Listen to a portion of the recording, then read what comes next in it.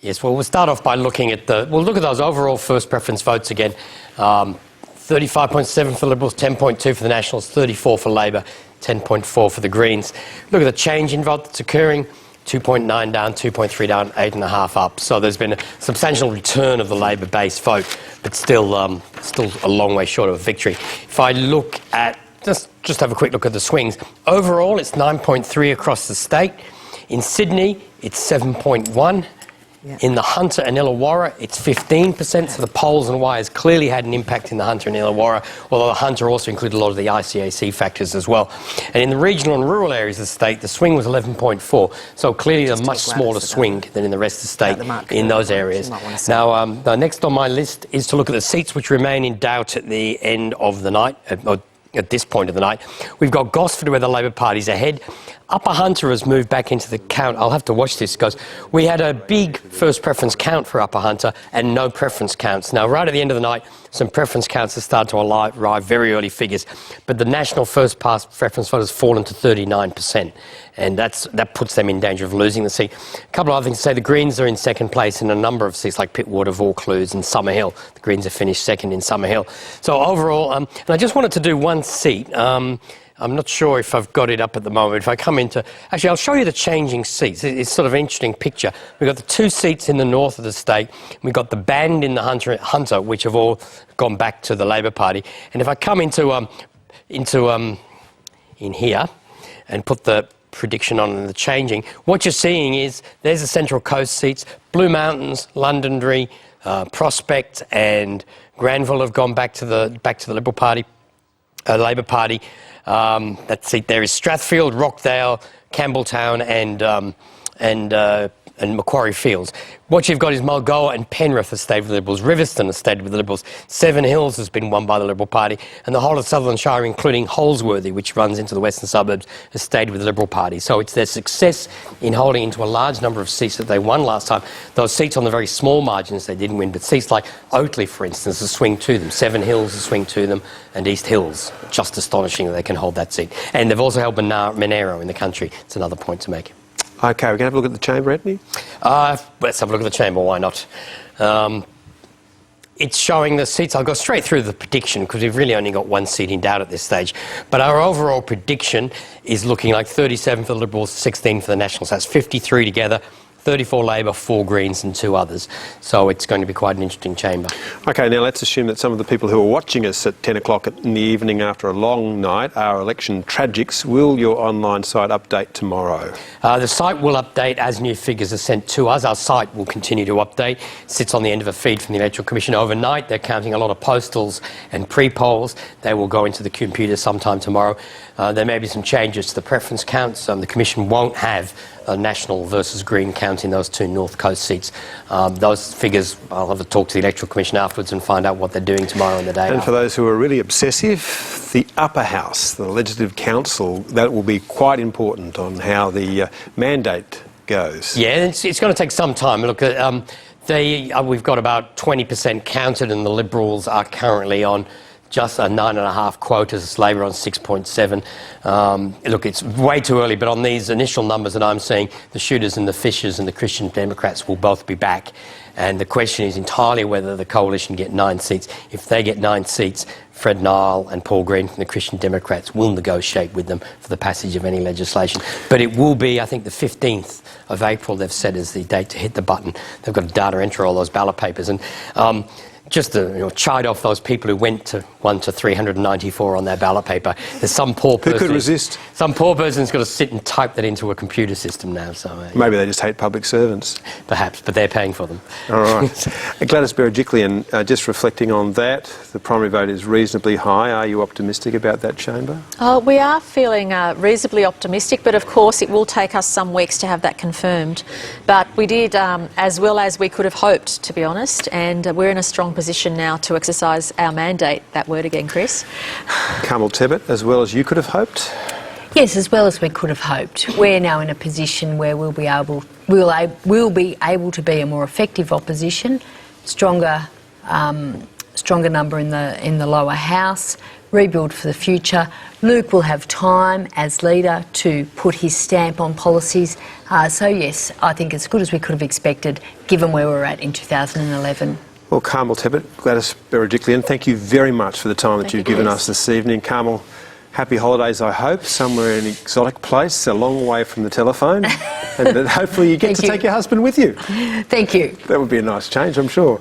Indeed, I look forward to it. And you look forward to work starting tomorrow? More hard Gladys? work, absolutely. At least I'm not cleaning out my office, so I'm very grateful for the opportunity to serve the people for another 4 years. So thank you, everybody. Are you staying as Transport Minister? I'm not even going to go there. Tonight's all about thanking the community for their support and their mandate and congratulating an outstanding campaign by Mike Baird and the team. All right, well now, let's go through the call of the board from A in this case through to W, Bridget. And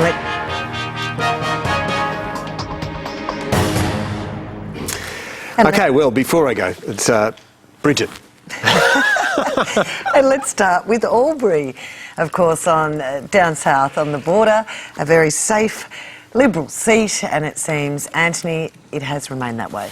Yes, and 12.6% swing for the Labor Party. Greg Aplin's been re-elected, and the people of Wodonga get their Melbourne news back tomorrow, I think, for after the election campaign, so they'll be happy about that down there. But certainly it's a safe Liberal seat.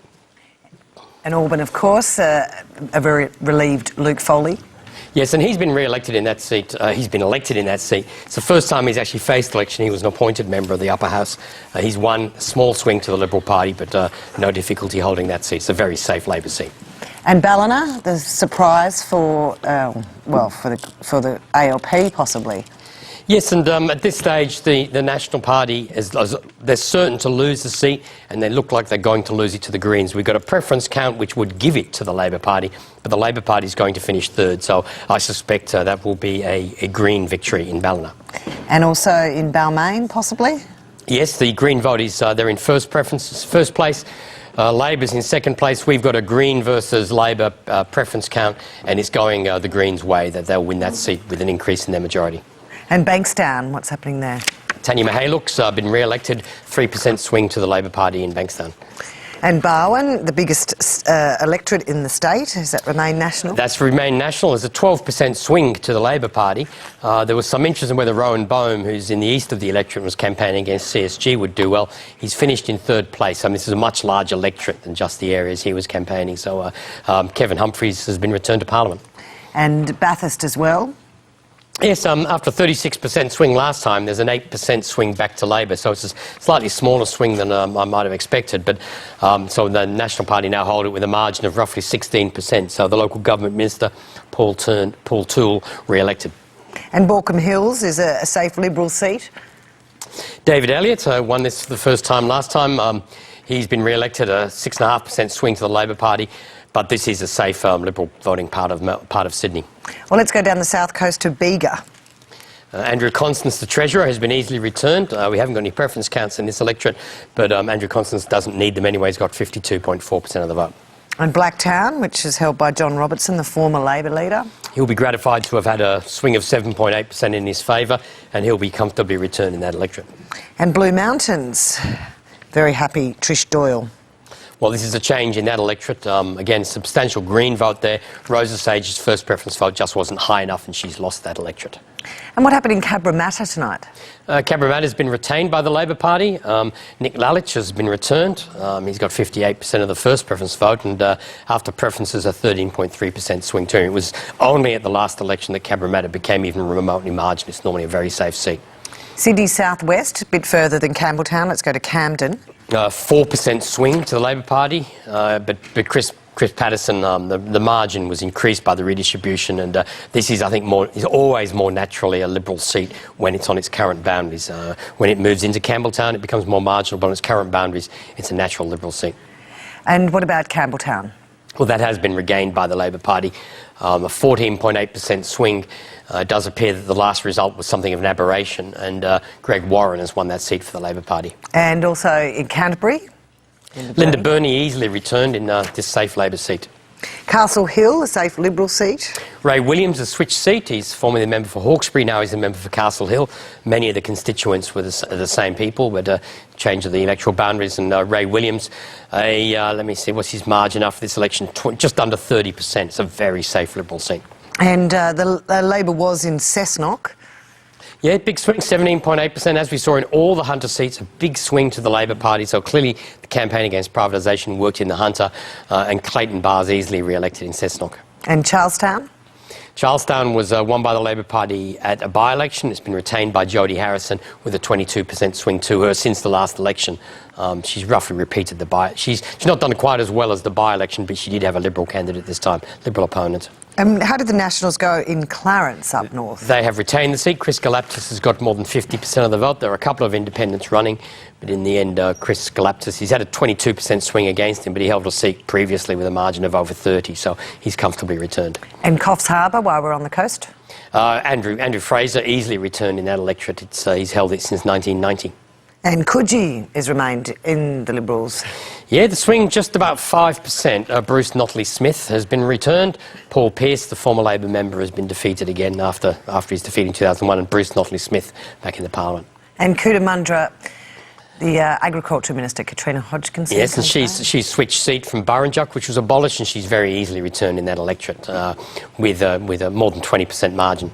And how did Mark Speakman go in Cronulla? 3% swing to the Labor Party. This is a safe Liberal seat along the coast there, and he's been returned. And Davidson on Sydney's North Shore? Jonathan O'Day's had no difficulty getting re-elected. I think the Greens have actually gone into second place there. Another one of those northern suburb seats, but they're very safe Liberal seats, and the Greens might get into second place, but they're not really a chance of winning a seat like that. And the inner west will go to Drummoyne? A swing to the Liberal Party, and they've got the margin in Drummoyne up to 20%, which for anyone who knows the history of that seat as a Labor seat, that's an astonishing margin. So John Sidoti's easily returned. And what about in Dubbo? Troy Grant's had a big swing against him, but he had a huge margin to start with. He's still got nearly 69% after preferences, just under 59 on first preferences, so an easy victory for the... He was only elected for the first time at the last election, and now he's the Deputy Premier and re-elected. We've talked a lot about East Hills tonight. What's the latest there? A 1% swing to the Liberal Party, and Glenn Brooks has been re-elected. I think that looks like a safe retain for the Liberal Party. It's quite an upshot. Glenn Brooks returned, and Cameron Murphy's hopes of getting into Parliament dashed. And Epping? Yes, Damien Tudhope replaces Greg Smith in that electorate. It's interesting. There was an independent, Kerry Fox, who's finished fourth. There was some interest in how she'd do, but Damien Tudhope's had no difficulty winning that seat, a very safe seat. And Fairfield? Guy Zangari's been re-elected, a big swing to him. It's a very safe Labor electorate in that part of Sydney. And let's go up to the coast to Gosford. This is one of the seats we have in doubt at the end of the night. Chris Holstein is on 42%, Labor 38.8%. Our estimate at the end of the night is that Cathy Smith is just ahead, about half a percent or under. So Gosford is one of the seats that remains in doubt. We were talking about Goulburn earlier on in the night. Prue Goward easily returns. She's had a 19% swing against her, but she still holds it with a margin of 57.8. So for all the talk, Prue Goward has been easily returned. She barely needed preferences. And Granville has gone to Labor? Granville's been won by Labor, 5.6% swing in what was once a safe Labor seat. It is again a Labor seat, and a new member there in Julia Finn, Tony Issa, the defeated member. And Hawkesbury? Dominic Perrottet, who's the member for Castle Hill, done the seat swap, and he's now the member for Hawkesbury. And he's had a 9% swing against him, but he still holds it with a margin of nearly 20%. And Heathcote?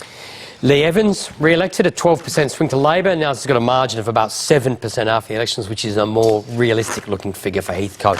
It's a seat which Labor can always win on those boundaries that it's in now. It's more naturally probably a Liberal seat.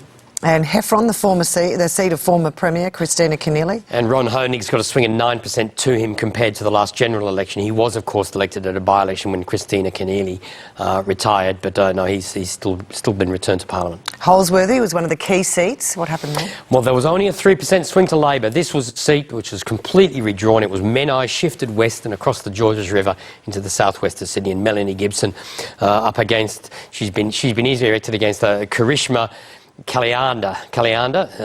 It was a hopeful Labor candidate, but it's not worked out. Melanie Gibbons, 50% first preferences. That's a very impressive result. And to the Sydney's Upper North Shore, to Hornsby. Matt Keane, easily elected. He took a challenge from an independent at the last election, but this time he's easily won that seat without much difficulty. And Kira in the Illawarra. 14% swing to Labor. Ryan Park, who was elected for the first time last time, he's been easily elected. Also Kiama on the south coast. Very good result for Gareth Ward, the member for Kiama. Swing of about 0.7 to the Liberal Party. He doesn't even need to go to preferences, so that's a very good result for Gareth Ward. And to Cogra. Only a small swing to the Labor. Cherie Burton retired at this election, and this is an electorate which I think Labor was lucky to hang on to last time. It was one of the few that didn't fall. And this time Cherie Burton's retiring. The new Labor member is Chris Minns against Nick Aroney from the Liberal Party. There's only a 2% swing there. And Chris Minns joins us now from Cogra. We should say welcome to the Bear Pit. Thank you, Bridget. Thank you. How do you think, why do you think you were successful tonight? What do you put it down to? Well, we worked hard. It was a team effort, and we worked hard. It was a team effort, and we basically put in 12 months' worth of work, and it's nice to see the results pay off on election day. And what do you think were the issues at play in your electorate? Electricity privatisation was a big issue, and it was a difficult seat because there was a very popular member in Cherie Burton, and first-term candidates are always going to find it tough, particularly as Cherie had done such a long period in office, 16 years. I had to really get out and meet electors across Cogra and introduce myself to them for the first time. And Chris Minns, you're new to the Parliament. Now, you've been touted as Labor's Mike Baird. Tell us a bit about yourself. Well, I've lived in, not Mike Baird, I'm not going to privatise anything first of all, but I've lived in St George my whole life, and my family and I live in Carlton in the middle of the electorate, and it's a real honour to call myself the member for Cogra. Absolutely.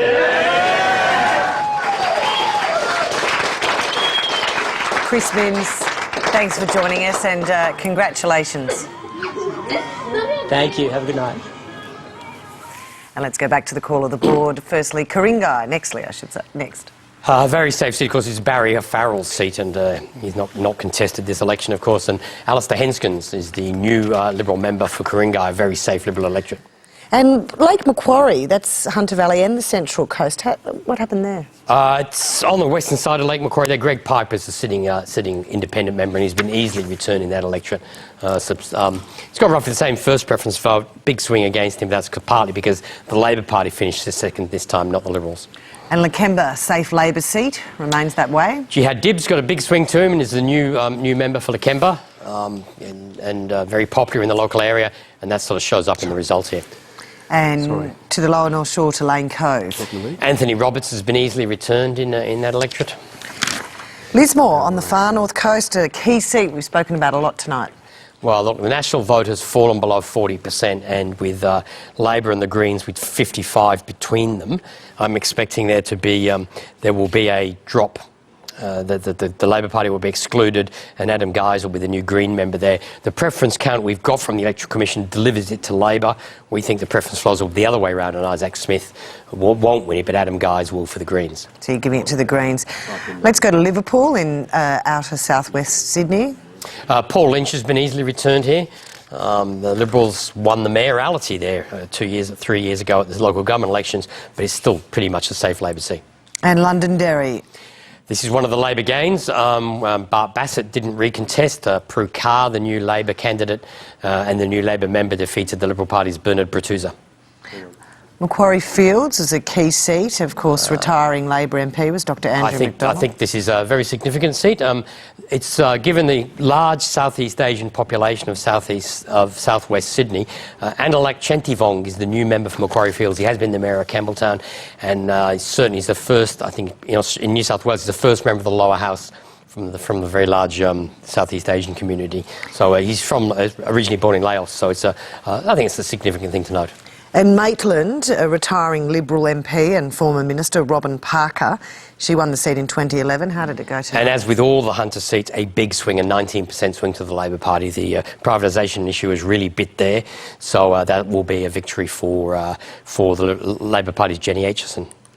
And Manly, Mike Baird's seat. Well, no difficulty there. Mike Baird has easily won 68% of the first preference vote. The Greens have finished second there. And to Maroubra, the seat held by the Shadow Treasurer, Michael Daly. He's had a 9% swing to him, and Michael Daly's been easily re-elected. And Miranda. It's gone back to the Liberal Party. It was that extraordinary result of the by-election in 2013 when Barry Collier came back from retirement and won it at the by-election. He's now retired again for the second time, and the seat has gone back to the Liberal Party. It really wasn't a strong Labor electorate. And to the bellwether seat of Monero. And we've got preference counts in 25 of the 29 polling places. And at the end of the night, the Nationals are ahead 48.6 to 40.9 for Labor. There's some Green vote there, but the preference count we've got is indicating a 0.6 swing towards the National Party. So the Nationals have increased their majority, and John Barilaro has been re-elected in that electorate. And Steve Wan joins us now from the Queanbeyan Leagues Club. Steve Wan, thanks for joining us. So it's looking like you aren't going to be successful tonight. What do you put that down to? Well, I think it's actually a little early to say for sure. There is actually around about a quarter of the electorate in pre-poll votes, which is still yet to be included in the count. But certainly we haven't made the sort of gains that I would have liked to have seen, and that's obviously very disappointing. There's been a very strong campaign run by the Nationals. They probably out-advertised us on television 5 to 1, I'd say, in many cases. And obviously that's been a successful campaign for them. So you're not ruling out a win? Is that what you're saying yet? You still think it's too close to call? I don't think the Nationals are claiming victory yet, and I'm not conceding at this stage, but I am certainly conceding that it's going to be very difficult from here, and the swing that I was hoping to get certainly hasn't come along, but you know, that's politics. So I've put myself on the line for this area, and if the area chooses the Nationals, then that's it. Now, you have held this seat before, and then you lost in 2011, and then you've been in the upper house, and now you're going back trying to get into the lower house.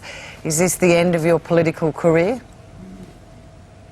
Well, if I'm not elected here, it certainly is, yes. I've said very clearly that if I didn't win Monero, I wouldn't be continuing in politics. You know, the Nationals actually ran a very large part of their campaign as a personal attack campaign against me, saying that I was a career politician, and that was apparently a bad thing, to want to represent your area continually for a long period of time. You know, that's great. If electorate wants people who are only there for a short time, then that's their choice. But yes, certainly I'll be calling it a day if I don't win this seat. And what do you make of Labor's campaign overall in this election? I'm very proud of the campaign that we've run, and I'm certainly very, very proud of Luke Foley and the leadership he's provided to our team. Particularly pleased as a country Labor member to see the potential gains there of Port Stephens and Maitland particularly. That's a fantastic addition for us in the Parliament, and you know, I think that's going to be a great thing for Labor. Steve Wan, thanks for joining us this evening. Thank you. Let's go back to the call of the board, Mount Druitt. This is where Edmund Atala is the new member. He's replacing the long-serving, I've gone blank, Richard Amery. Richard Amery has been there for a long, long time, very well known, great collector of antique typewriters. He's a lovely bloke, but he's retiring at this election. After, I think, 30 years. Yes, he uses the typewriters to send very nice personal letters to people. It's very nice. Mulgoa, let's have a look at Mulgoa. In Mulgoa, Tanya Davis has had a swing to her. This is a very impressive result for the Liberal Party in Western Sydney. This was a seat that was held by the Labor Party for a number of years. It was a 1.7% swing to Labor, and Tanya Davies is easily re-elected there, defeating Todd Carney, the Labor candidate, who's not the Todd Carney that everyone knows. It's a different candidate, different person. Not the footballer. And to Murray?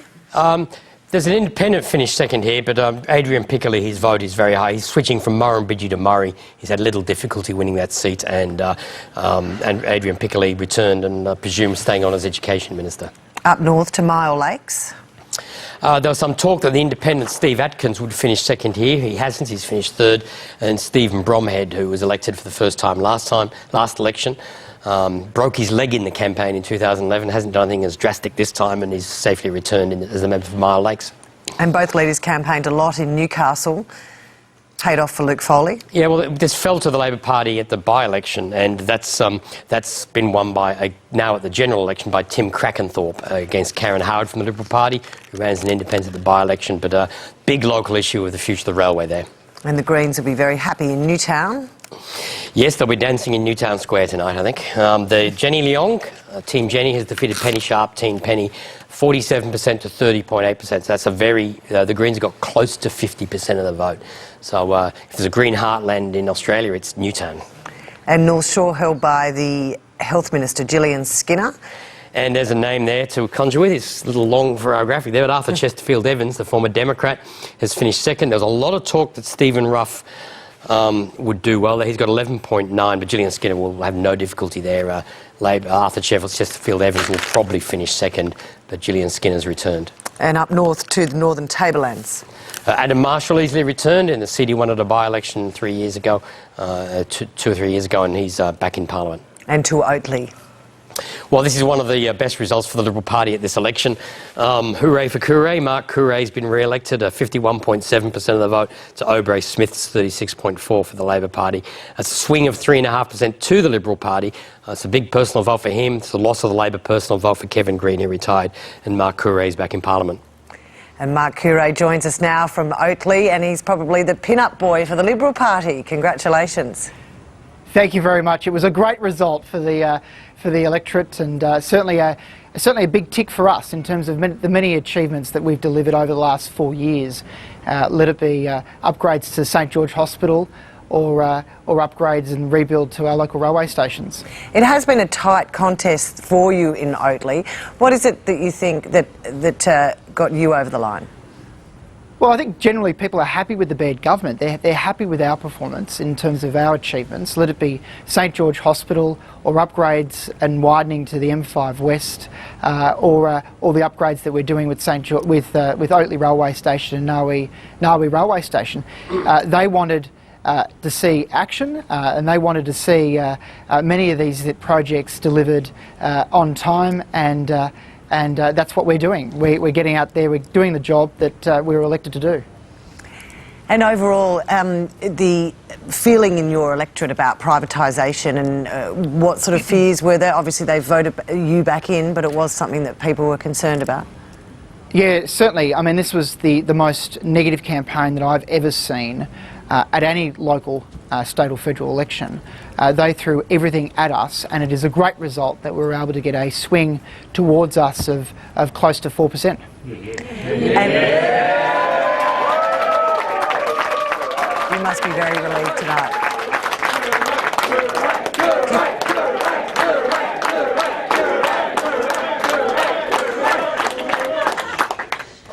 Do you think it helped that Mike Baird was today? I understand he was in Oatley and holding your baby across, and so it was splashed across all the televisions.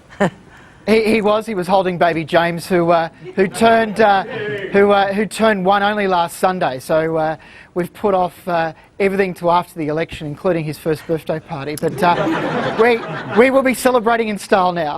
Mark Coorey, congratulations. Thanks for joining us. Thank you very much. Thank you. And now let's go, we'll have a look at Orange. And Andrew Gee's been easily re-elected as a 5% swing to Labor, but this is a very safe National Party seat, and Andrew Gee's re-elected. And Oxley, Andrew Stoner, who's the former deputy leader, was retiring, and how did that go for Melinda Pavey? There's been a big swing there, but Melinda Pavey's had no difficulty getting re-elected. She's got 52% of the first, 52.8 first preference, so she's into the Parliament. So Melinda Pavey changes house. Early on in the campaign, Labor was hoping to pick up Parramatta. No chance. 2% swing towards the Liberal Party. So the Liberal Party have increased their margin in this seat. Jeff Lee, they're against James Shaw from the Labor Party, the son of the former Labor Attorney General and Chief Justice, Jeff Shaw. And Penrith was a key seat in this campaign. There's a 9.5% swing to the Labor Party, but Stuart Ayres has been easily returned. He's got 45% of the first preference vote. Labor's Emma Hassar, just under 33. Jackie Kelly, the former Liberal MP, 9% there. So her campaign to defeat the Liberal Party there hasn't worked. To the Northern Beaches, to Pittwater. And the Greens have finished second in Pittwater again. It's pretty regular, but Rob Stokes, the Environment Minister, 2/3 of the first preference vote. There's a very, very safe Liberal electorate. What about Port Macquarie? Did that remain as a very safe National seat? Also very safe for the Nationals, and Leslie Williams, having wrested it from the independents at the 2011 election, has been comfortably returned. And Port Stephens, which was a very safe Liberal seat of 14%. 19.7% swing. All the big swings have been in the Hunter at this election, and Kate Washington, who was the unsuccessful candidate last time, has been elected and wins the seat after Craig Bowman, the former member, had to stand aside. Ken Jordan was a new Liberal candidate. And a marginal seat of Prospect? Yes, Hugh McDermott's the new Labor member for that seat. Andrew Rohan's been defeated. Only a swing of 5%, so the Labor Party needed bigger swings than that across the state. There was enough to win them Prospect, but not enough to win the election. What about Riverstone in outer northwest Sydney? Well, this saw the second biggest swing last time of over 30%, but Kevin Connolly, if there's any seat we'd expect the Liberal Party to be benefiting for the last 4 years, it would be a seat like Riverstone, which is at the end of the Northwest Rail link. That long-promised link is actually starting to be built, and you'd expect, as has happened here, that the Liberal Party would hold Riverstone. So a very different electorate than what it used to be. And Rockdale, the former safe Labor seat's gone back to them. This one is a Labor gain. John Flowers has become a one-term Liberal MP. He was the first Liberal MP since 1927 for the seat. So Steve Camper wins at his second attempt. And to Ryde, to Victor Dominello's, the Minister for Aboriginal Affairs seat? Well, this is a seat which, when I was studying politics, was the one you always took as a measure of the whole of Sydney. And the margin has blown out over the last couple of elections. And Victor Dominello won it with a big swing at a by-election, increased it at the last election. Big swing against him this time of 14%, but he still holds it with a margin of 11. So a big win for him. And to the new seat of Seven Hills? A 1.5% swing to the Liberal Party. So this is a swing to the Liberal Party in the new seat of Seven Hills, which used to be, parts of it were in Toongabbie, which is Nathan Rees's seat, who's retired. Mark Taylor is the new Liberal MP for that seat. Shell Harbour? Anna Watson has been re-elected, a swing of 9% to the Labor Party in this safe seat in the southern Illawarra. And also down south, the seat of South Coast, Shelley Hancock, who's the Speaker in the lower house. The Speaker's been returned. She's got a swing of 11% against her, but that's only halved what was a margin of more than 20% since at the last election. And the seat we've spoken about a lot tonight, Strathfield. Numbers at the end of the night make it look like it's definitely been won by Jodie Mackay. Yeah, I think she has. There's enough Green preferences there to get her over the line, and that's what our estimates are saying. It's not an overwhelming win, but it's a 7.3% swing, and Jodie Mackay, I think it is. I've gone blank at the moment. Mackay. And so she's into the Parliament, having, of course, lost Newcastle at the last election. And the new seat of Summer Hill. And the Greens have got into second place here. Joe Halen, he was the former mayor of Marrickville Council. Max Phillips is a Marrickville councillor. Julie Passis is an Ashfield councillor. The Labor Party's won that seat. There's been a swing against them because the Greens have got into second spot.